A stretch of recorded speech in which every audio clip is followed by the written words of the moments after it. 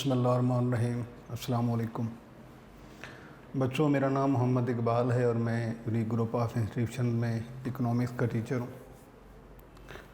अल्लाह रब्बुल इज़्ज़त से दुआ है अल्लाह हम तमाम को अपने हिफ्ज़ व अमान में रखे, हम पे ख़ुसूसी करम फरमाए और उस ज़ात बरहक के पाक नाम से हम अपनी ऑनलाइन क्लासेस का आगाज़ करते हैं।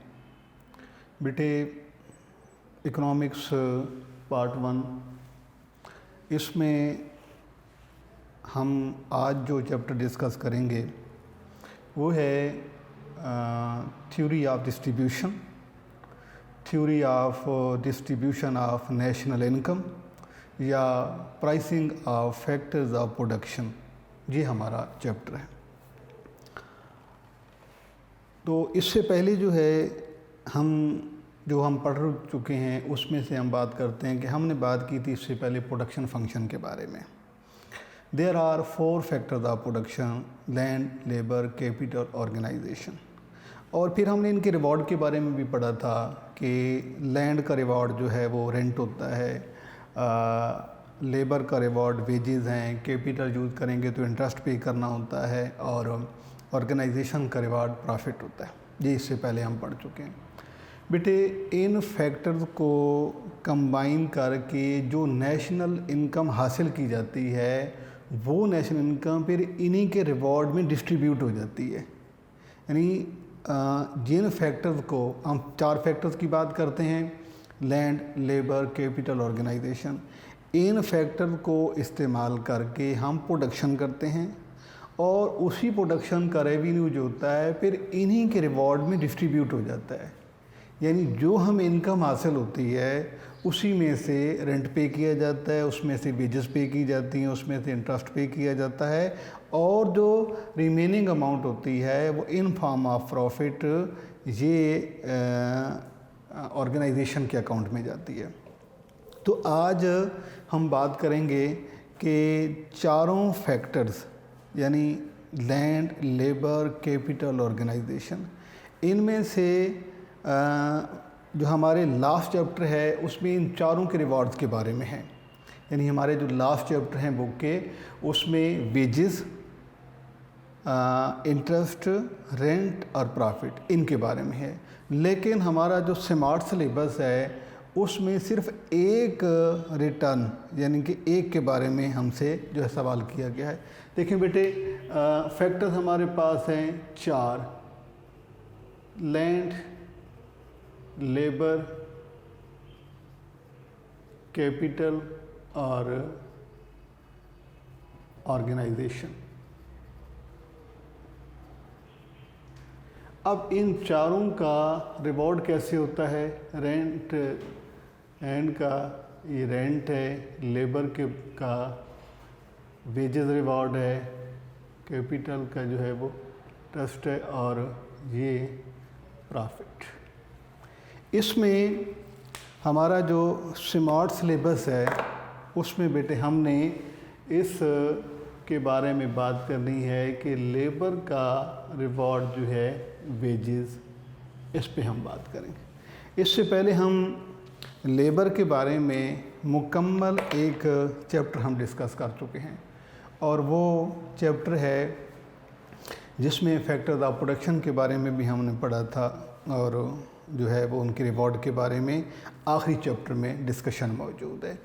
पहले जो है फैक्टर्स ऑफ प्रोडक्शन है, चैप्टर 7 है, चैप्टर 9 है, चैप्टर 10 है। ये फैक्टर्स ऑफ प्रोडक्शन के बारे में है, यानी इस लैंड, लेबर, कैपिटल, ऑर्गेनाइजेशन के बारे में।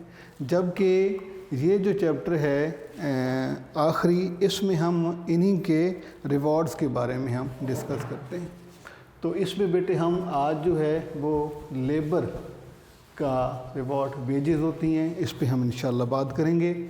और इसके लिए हम जो है थ्योरी पढ़ेंगे marginal productivity theory. Marginal productivity theory,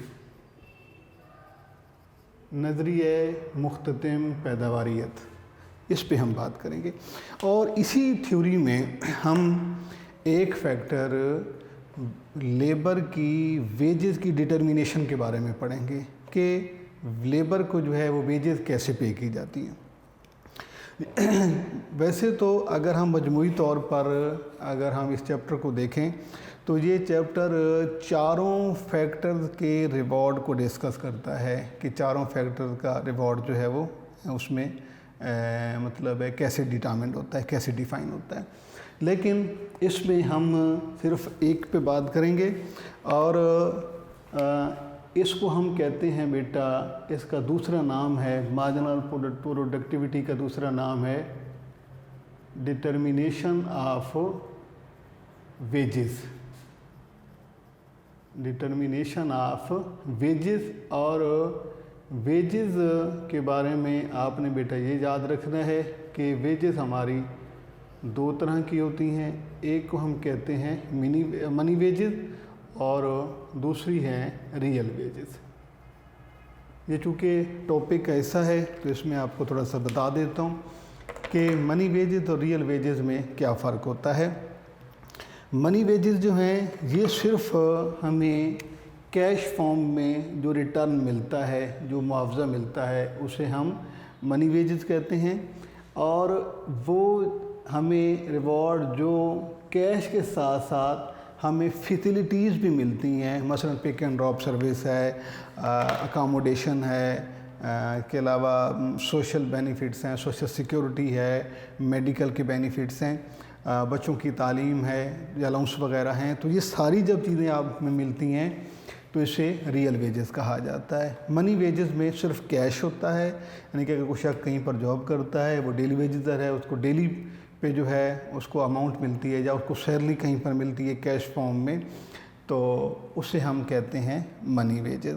और जब उस कैश फॉर्म के कैश अमाउंट के साथ साथ फैसिलिटीज़ भी मिलती हैं तो उसे रियल वेजेस कहा जाता है। इसके बाद आज हम बात करेंगे कि वेजेस की डिटर्मिनेशन कैसे होती है। जारी बात है, जब फैक्टर्स को हायर किया जाता है तो जो है वो उसका मुआवजा कैसे डिफ़ाइन होता है।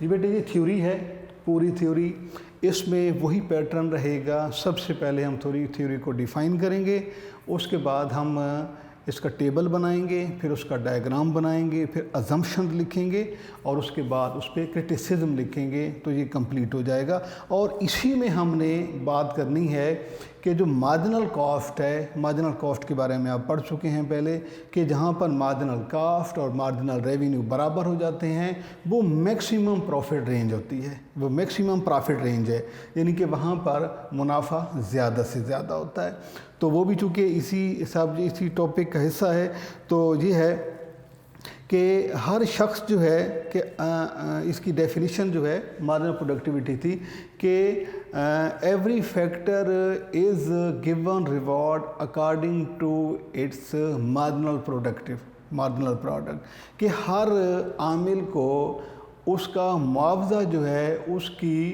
मार्जिनल प्रोडक्ट के बराबर दिया जाता है।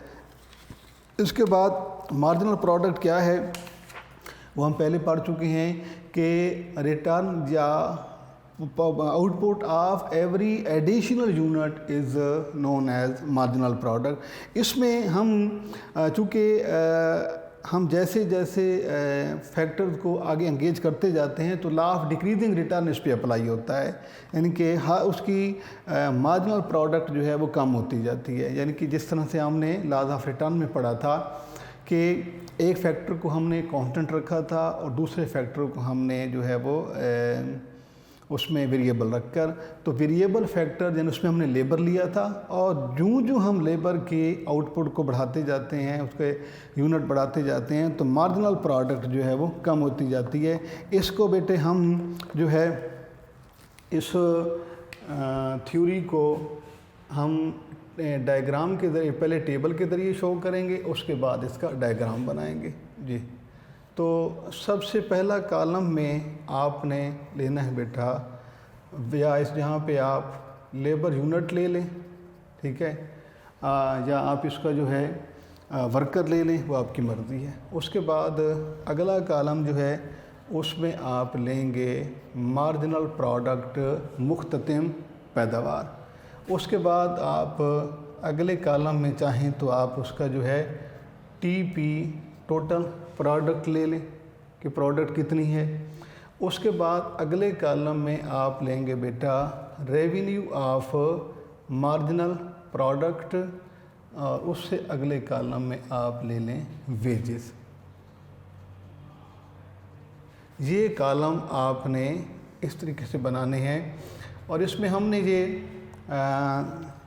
प्रूव करना है कि हर वर्कर को जो अमाउंट पे की जाती है उसका फार्मूला क्या है, यानी किस कुलिये के तहत जो है उसे अमाउंट या उसका रिटर्न पे किया जाता है।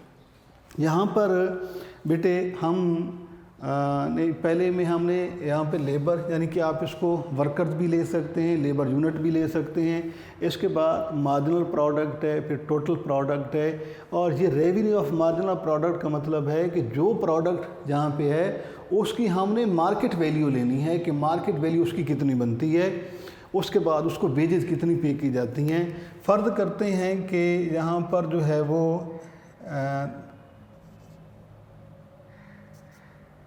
6 वर्कर जो है वो एंगेज किए जाते हैं। 6 वर्कर फ़र्ज़ करते हैं कि लेबर यूनिट जो है वो 6 है, 1 2 3 4 5 6, और इसमें हर वर्कर को जो है वो वेजेस पे की जाती हैं 200। यहाँ पर इसको आप उजरतें भी लिख सकते हैं, और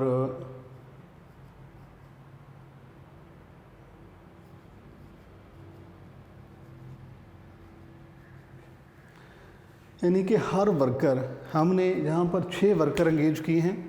हम अभी फ़िलहाल सपोज़ कर रहे हैं कि हमारी जो वेजेस डिटर्मिनेशन है उसका नुक्ता कौन सा हो सकता है। तो 6 वर्कर हैं, 1 2 3 4 5 6, और हर एक वर्कर को जो है वो 6 जो है 200 उनको पे किया जा रहा है।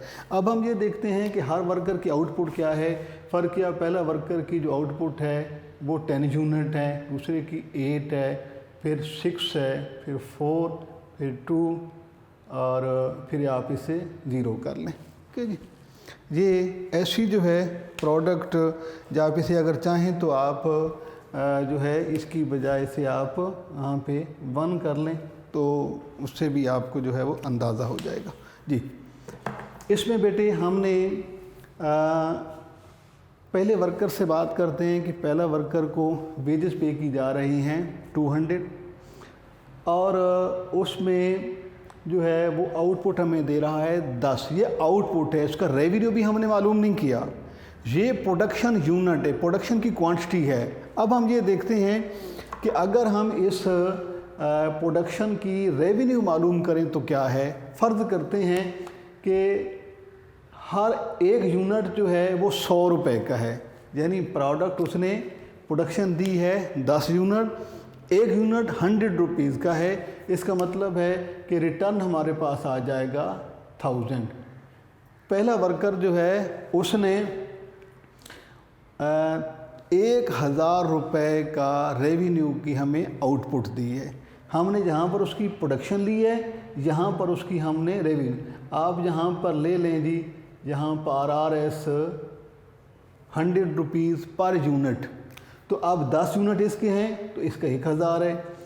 अब अगले की प्रोडक्शन जो है, चूँकि law of decreasing return apply हो रहा है, तो अगले की आउटपुट उससे कम है, तो इसकी 8 है, तो ये एक यूनिट 100 का है, तो ये 800 का हमें रिटर्न देगा, ये 600, और ये 400, ये 200, और उसके बाद ये 100। अब ये हमने जो आउटपुट ली है ये एक चार्ट की शक्ल में कि जिस वर्कर को जो वेजेस पे की जा रही हैं उसके अगेंस्ट वो कितना रेवेन्यू का काम हमें दे रहा है। एक टीपी का काम बना लेते हैं, ये ऐड होती जाती है 10, इसमें ऐड हो जाएगा 18, उसके बाद 24, उसके बाद 28, और ये 30, और ये हो जाएगी 31। ये हमारी आउटपुट होगी टोटल। वैसे तो ये हमें ज़रूरत नहीं है, लेकिन हमने अब बेटे ये देखें कि बेनिफिशियल वर्कर कौन सा है। अब पहले वर्कर को आप देखें जहाँ पे स्टेटस मालूम करते हैं। पहले वर्कर जो है वो आप यहाँ पर उसकी स्टेटस भी देख सकते हैं। पहले वर्कर ने हमें रेवेन्यू उसका कितना है, revenue of marginal product is greater than wages, यानी वेजेस हैं उसने को हमने 200 पे किए, रिटर्न उसने हमें दिया है 1000 का। इसमें भी अगले वर्कर में भी ऐसे ही है, उससे नेक्स्ट में भी ऐसे ही है, क्योंकि 600 है ये।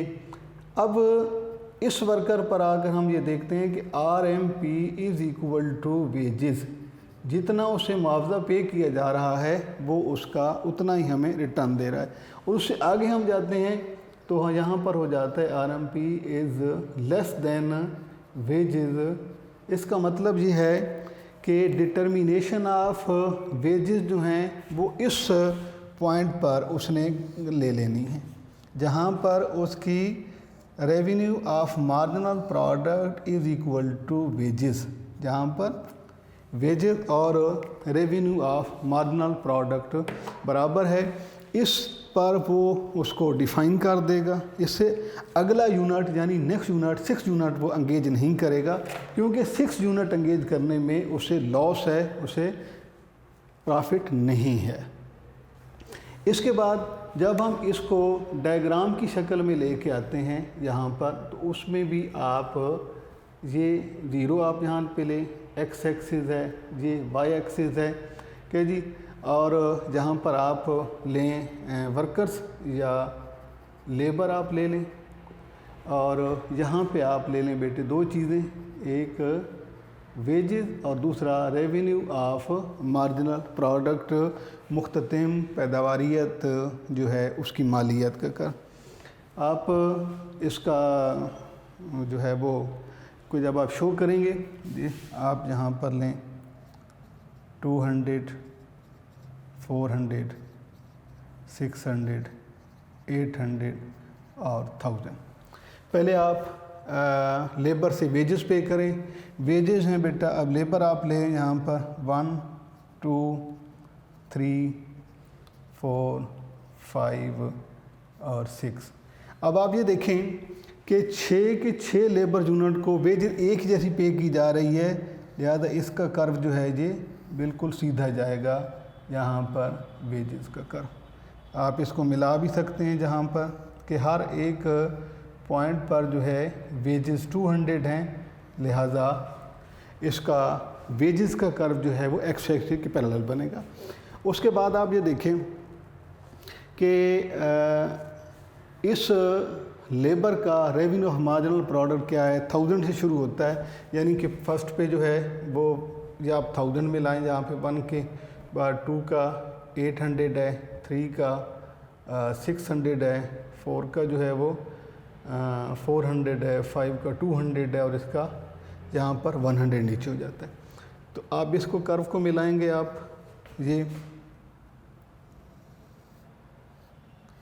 है रेवेन्यू ऑफ मार्जिनल प्रोडक्ट, मुख्ततिम पैदावार की मालियत का ख़त।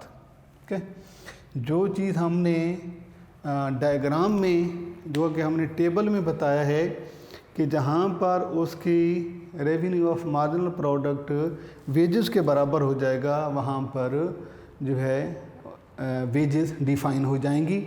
और यही कुलिया है कि वेजेस डिफ़ाइन करेंगे, क्योंकि इससे पहले जो है, इससे पहले जो हमारे पास मतलब वेजेस हैं, आगाज़ में पहले वर्कर से लेकर 4th वर्कर तक ये बेनिफिशियल हैं, क्योंकि उनका revenue of marginal product is greater than wages, जो उनके पे की जा रही हैं उनका रिटर्न उनसे ज़्यादा है। 5th जो यूनिट लेबर यूनिट 5th है, उसका मार्जिनल रेवेन्यू उसकी मार्जिनल कास्ट यानी वेजेस के बराबर हो जाता है, लिहाजा यहाँ पर उसका प्रॉफिट या उसका प्रॉफिट या बेनिफिशियल, इसके बाद नेक्स्ट यूनिट लगाने से फर्म को नुकसान होता है, लिहाजा जहाँ पर जो है वो वेजेस रेट डिफ़ाइन कर दिया जाएगा। अब हम ये देखते हैं कि ये थ्योरी जो है ये किस हद तक एप्लीकेबल है, इसमें क्या है, इसकी अजम्पशन क्या है। सबसे पहला अजम्पशन तो ये है कि हमने जितने वर्कर यूनिट भी लिए हैं उन तमाम की एफिशिएंसी बराबर है, यानी होमोजीनियस लेबर यूनिट। पहला इसका अजम्पशन ये है कि उसमें जो लेबर यूनिट हम ले रहे हैं वो सारे के सारे होमोजीनियस हैं। उसके बाद ये है कि आमिलीन पैदाइश जो हैं यानी फैक्टर्स ऑफ प्रोडक्शन जो है वो फ्रीली वो इंडिपेंडेंट हैं और उनमें परफेक्ट मोबिलिटी है, कि परफेक्ट मोबिलिटी ऑफ फैक्टर्स के जो फैक्टर हैं इसमें हम यूज़ कर रहे हैं वो परफेक्टली मोबाइल हैं, जहाँ चाहें वो अपने रोज़गार के लिए जा सकते हैं। उसके बाद जो है कि इसमें अल्टरनेट भी है कि हम किसी एक फैक्टर को किसी दूसरे फैक्टर के साथ उसको अल्टरनेटली जो है हम चेंज कर सकते हैं। उसके बाद अगला इसका अजम्पशन ये है बेटा कि application of law of decreasing return, इस पर law of decreasing return apply हो रहा है। ये देखें आप कि मार्जिनल प्रोडक्ट जो है हर नेक्स्ट लेबर यूनिट के साथ साथ कम होती जा रही है, तो ये जो है वो शो कर रहा है लॉ ऑफ डिक्रीजिंग रिटर्न। उसके बाद एक और इसका अजम्पशन ये है कि जहाँ पर परफेक्ट कंपटीशन के हालात हैं, यानी कि there is perfect competition throughout the market, पूरी मार्केट में मुकम्मल मुकाबला के हालात पाए जाते हैं।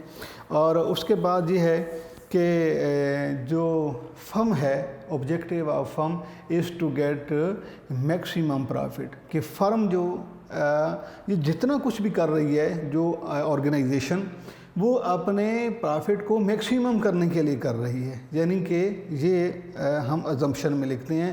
पहला ये क्या है जी कि जितने भी वर्कर यूनिट हैं वो होमोजीनियस हैं, सेम इफिशिएंसी के हैं, परफेक्ट कंपटीशन पाया जाता है। इसके अलावा ये क्लोज अल्टरनेट एक दूसरे का, law of decreasing return apply हो रहा है, और perfect mobility of factors of production, ये इसके मफरूज़ात हैं। अब ये थ्योरी जो है, चूँकि एक फैक्टर का रिवॉर्ड वेजेस के को डिटर्मिनेशन के लिए पेश की गई है और उसी को पैमाना बनाकर जो है बाकियों के बारे में डिसीजन किए जाते हैं, तो ये इसमें कुछ जो है इसके ड्रॉबैक्स भी हैं, इस पर क्रिटिसिज्म किया। पहली बात तो ये है कि ये अनरियलिस्टिक अजम्पशन है, यानी कि हमने जो कुछ भी जहाँ पर अजूम किया है वो अनरियलिस्टिक हैं, वो इतने ज़्यादा जो है वो ऑथेंटिक नहीं हो सकते। देखें, पहली बात हमने जो फ़र्ज़ किया है कि तमाम लेबर यूनिट जो हैं वो होमोजीनियस एफिशिएंट हैं, ये भी नामुमकिन है। दूसरा हमने बात की है कि law of decreasing return apply हो रहा है, तो लॉ तो और भी हैं, ज़रूरी नहीं कि law of decreasing return he apply, increasing return भी हो सकता है। यानी कि पहली बात तो ये है कि इसके जितने भी असम्पशन, यानी कि परफेक्ट कंपटीशन हमने किया है, परफेक्ट मोबिलिटी की बात की है, होमोजीनियस यूनिट की बात की है, और ये जितने भी हमने अजम्पशन जहाँ पर डिफ़ाइन किए हैं ये अनरियलिस्टिक हैं, यानी कि ये ज़रूरी नहीं है कि ये हर हाल में ये जो है वो सच्चे साबित हों।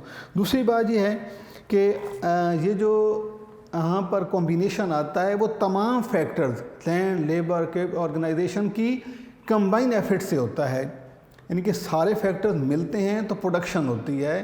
उसमें लैंड भी इस्तेमाल होते हैं, उसमें लेबर भी इस्तेमाल हो रहा है, उसमें कैपिटल भी इस्तेमाल हो रहा है, उसमें ऑर्गेनाइजेशन भी उसमें इन्वॉल्व है।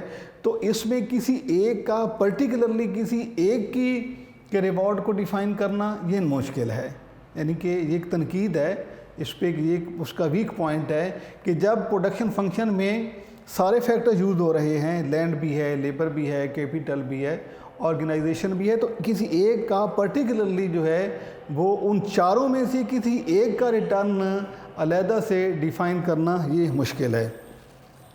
इसके अलावा ये है कि हम ये बात करते हैं कि जहाँ पर हम पूरी हमारी ऑर्गेनाइजेशन है और उसकी हम किसी एक यूनिट का अगर हमने प्रॉफिट या लॉस निकालना हो तो ये मुश्किल होता है। ये देखें, जिस तरह से हमने बात की है कि हमने इनको इंडिविजुअली बात की है ना, कि पहला लेबर यूनिट जो है उसका हमें 800 प्रॉफिट मिल रहा है, यानी 1000 रुपये का वो रेवेन्यू है, 200 उसको पे किया जा रहा है, तो 800 जो है वो उसका हमें वो प्रॉफिट हम में आ रहा है।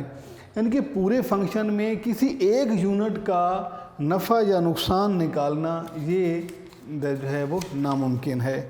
इसके बाद जो है इसमें इग्नोरेंस ऑफ सप्लाई एस्पेक्ट, कि सप्लाई का पहलू जो है इसमें बिल्कुल इग्नोर कर दिया गया है। इसमें सिर्फ जो है सारिफीन या जितने भी कंज्यूमर्स हैं उसकी डिमांड को तो फोकस किया गया है, लेकिन सप्लाई का जो है एलिमेंट उसको टोटली इग्नोर किया गया है।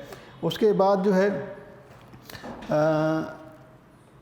अगला इस पे जो क्रिटिसिज्म का पॉइंट है वो है law application of law of decreasing return. तो यहाँ पर हमने ये फ़र्ज़ किया है लॉ में कि law of decreasing return apply हो रहा है, लेकिन ये है कि कई बार ऐसे होता है कि जो फर्म को इंटरनल और एक्सटर्नल इकोनॉमीज़ होती हैं वो जब उनको अटेन हो जाती हैं तो लॉ इंक्रीजिंग रिटर्न भी चेंज हो जाता है।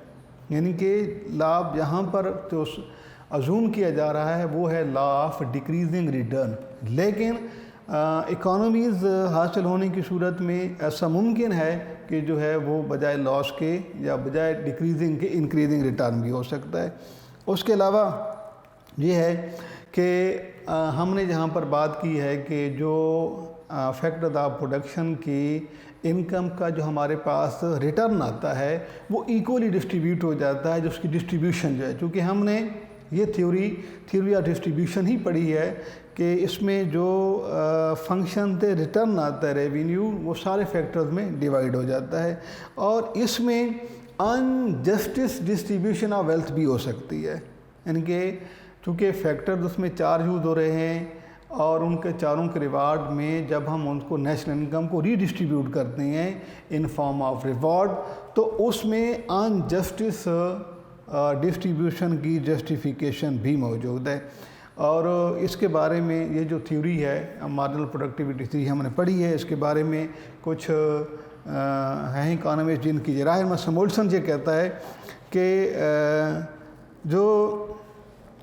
ये कहता है कि ये जो मार्जिनल प्रोडक्टिविटी थ्योरी है ये एक थ्योरी नहीं है, बल्कि ये तो जस्ट डिटर्मिनेशन ऑफ रिटर्न है, और ये इसमें जो है किसी एक फर्म के आउटपुट का मालूम करना या किसी एक फैक्टर का मालूम करना कि ये यानी कि फैक्टर ने कि फर्म ने ये पैरामीटर तय कर रखा है कि जिस तरह से उसकी मार्जिनल प्रोडक्ट होगी उसी से आपको उसे रिवॉर्ड दिया जाएगा।